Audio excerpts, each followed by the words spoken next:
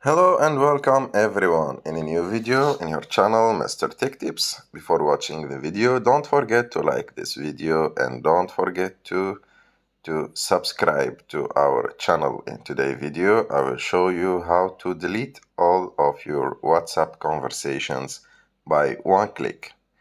Okay, so to get started, you just need to go to WhatsApp, open the application and enter to the settings. After that, you need to go to chats, and after that go to chat history. And as you can see in chat history, the last option is delete all chats. Just one thing here. As you can see here, messages will only be removed from this device and your devices on the newer versions of WhatsApp.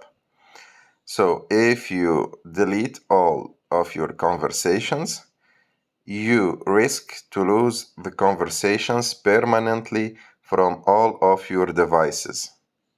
So be careful before deleting your conversations and your chats because you can lose them permanently.